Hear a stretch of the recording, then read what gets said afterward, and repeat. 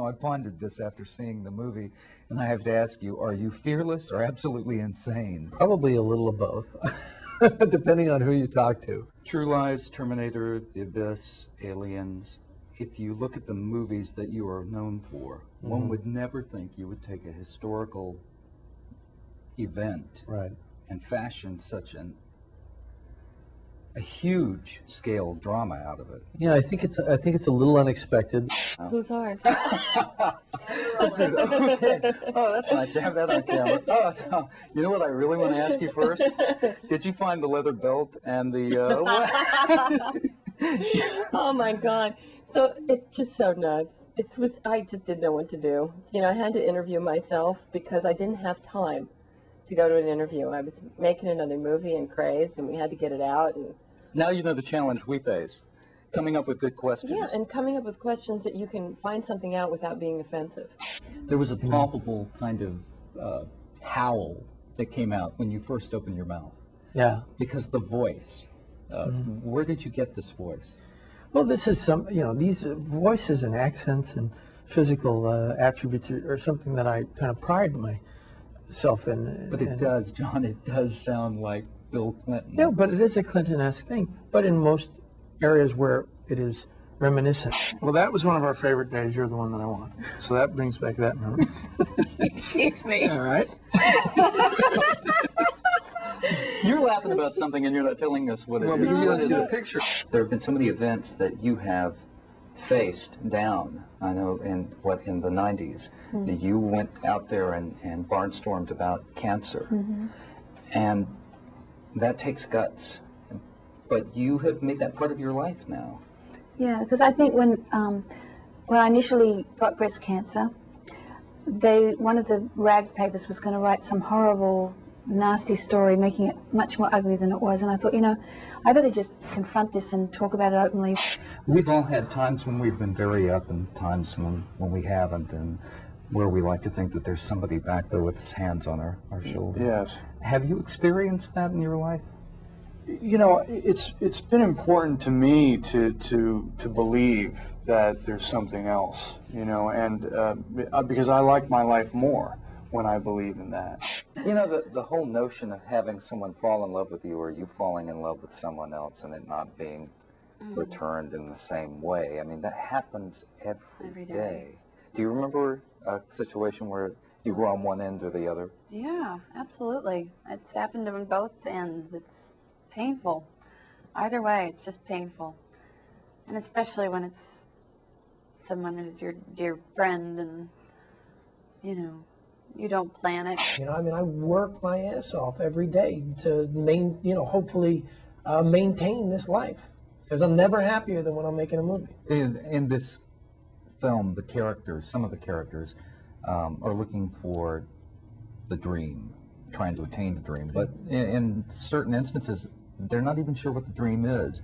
And for many of us, that's a problem. That doesn't seem to have ever been a problem for you. For me, you know, I had a few years there where I really wasn't sure what I was going to do with my life. I mean, you know, my first 3 years in college, I was basically failing out of school.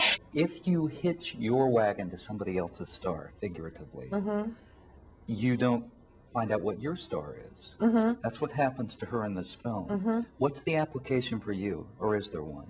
I think for me, really, there were two things that really drew me to Claudia, which were kind of the same. The first one is that inner struggle that she's had, I identify with that. I think everybody's had it. I think there isn't a person that hasn't woken up on at least one occasion and thought, am I happy? Playing off the title, and we have to wrap things up, but playing off the title, looking back, is it sort of all kind of funny now, or? It's bizarre.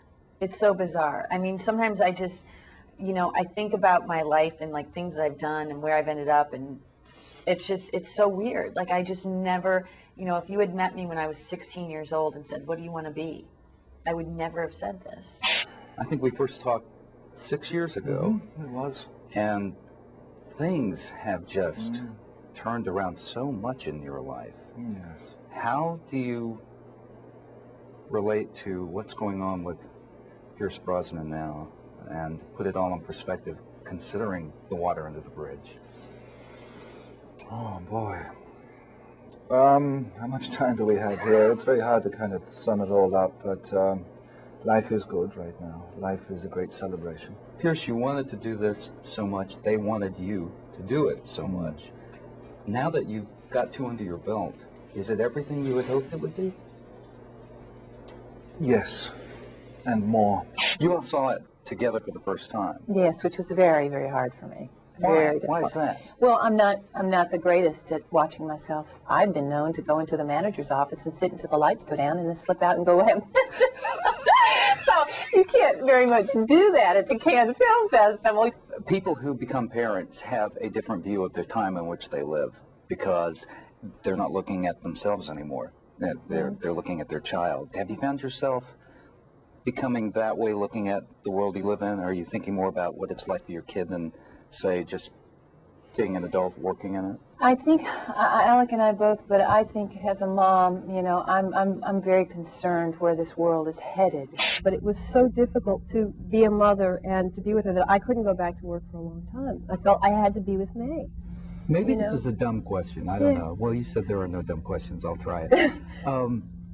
You and Brian, before the birth, were two actors, husband and wife, yada yada. Now, part of your definition is May's mom and dad. That's right. Has it completely changed your lives?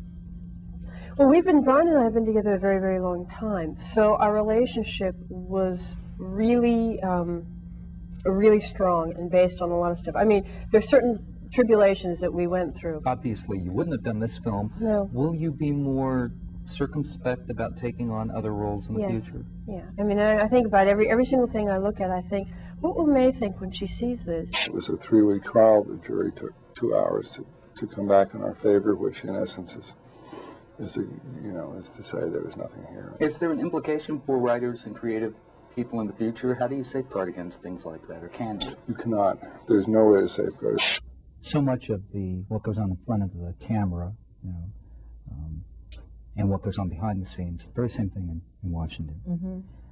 What do you think about what's going on now and the sheer irony of the film coming out when it is? Well, it is bizarre, and I think you hit upon a point, too, that it's only in recent years that we've started to elect our officials by how they appear in front of the camera.